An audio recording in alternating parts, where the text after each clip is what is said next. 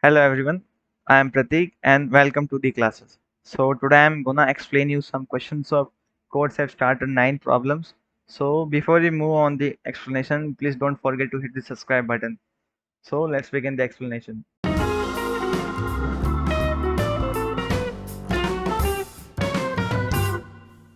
Okay, so is the codes have started 9 problems.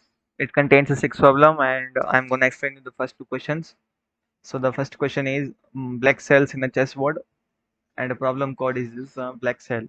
So we have a given n is an even integer. So we have to determine the number of black cells in an n cross n chessboard. Okay, then the input format it contains only one line of input that is single integer n, and the output we have to calculate the number of black cells in n cross n chessboard. Okay, so let's attempt this question. So we have an n equal to an even integer. So let's take an smallest even integer. Let's take n equal to 2. So it contains 2 cross 2 cells, that is 4 cells in a chessboard. So it contains 2 black and 2 white. Similarly, if we take n equal to 4, so it contains 4 into 4 cells, that is 16 cells. So it contains 8 black and 8 white. So it's an easy task, just we have to calculate the square of n and just divide it by 2. So it make me a black cells or white cell. Okay, so I'm gonna use a Python 3.6 language in for this course have started 9 problems, and I'm using Google Collaborate. That's an online IDE. Okay, so let's move on the code part. Let's write n equal to integer input. Sorry. Let's make out the square of that.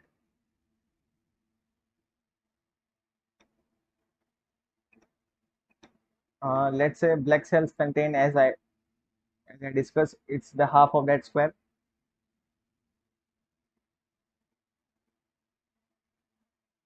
Let's print out at black. Okay, let's check. I'm gonna use 8. So it's giving the correct answer as 8 square contains 8 square 64 and 64 by, so it's 32 black cells. So it's correct answer. Let's move on the second problem, that is large square. So it's the problem statement. So we have given an identical square with each with side length a, and all the squares have their side parallel to x-axis and y-axis. So that is square are not tilted. Okay. So you have to take several possibly zero or all squares and rearrange them to obtain the mega square. Okay, the mega square can't have any gap in enclosed region or have overlapping squares. Also, you can't rotate any square. So we have to output the side length of the largest mega square that we can obtain. Okay, input format, the first line input it contains the test cases, and then second line contains two space separated integers, that is a and a. Okay, so let's explain how can we perform that question. So suppose let's attempt, let's we have an n equal to 1. We have only one square, so I can make only one mega square of same side length, that is a. If I have n equal to 2, so if I want to add the 2 square, I can add on this way or in this manner. So it's can't a square, it make a rectangle. So n equal to 2 is not a case, and if I take n equal to 3, so it's an odd integer, we can't make a mega square.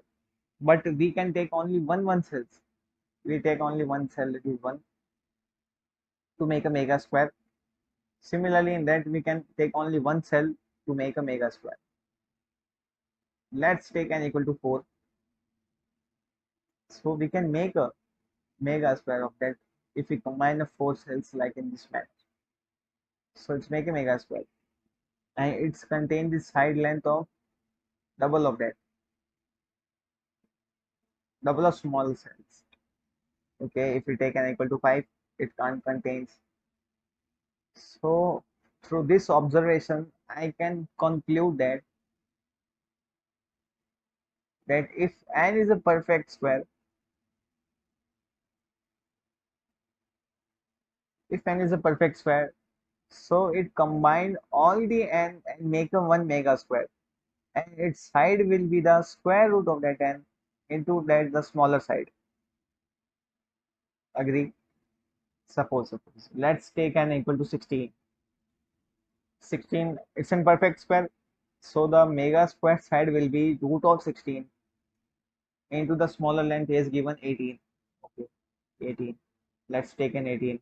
So the 18 into 4, 72. Got it? Okay, here's a 72. Here's one more conclusion that let's take n equal to 11. So the nearest perfect square will be 9. N equal to 9. We're gonna use 9 square cells, and we can use 9 square cell and make out the mega square. So the side of that will be n into 8. That is 24. Okay, so it's an easy task. So let's try to code that. So for the square root of function, we will import maths from Python library. That we can make out the square root function all and dotted. So let's take in test cases, integer input.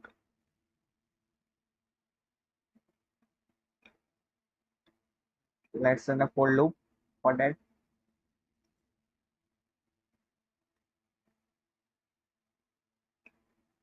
So we have to take two space separated integer. So I'm gonna use a map function.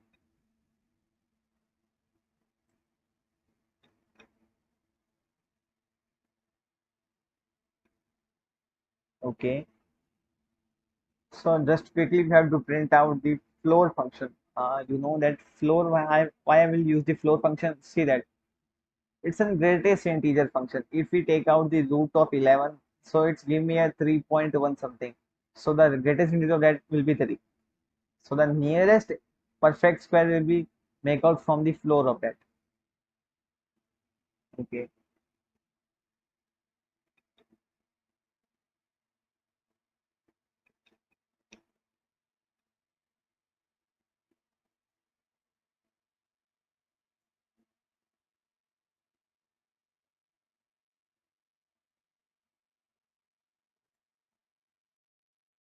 Okay. Let's quickly run that.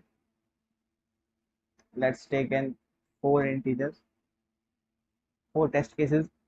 First I'm gonna use 2 comma 4. So it give me the output 4. Let's take 8 comma 4. So it's an 8 because the nearest smallest integer, smallest perfect square will be 4. And let's take in 16. Then it will be given as 16. Let's take in 49, 35.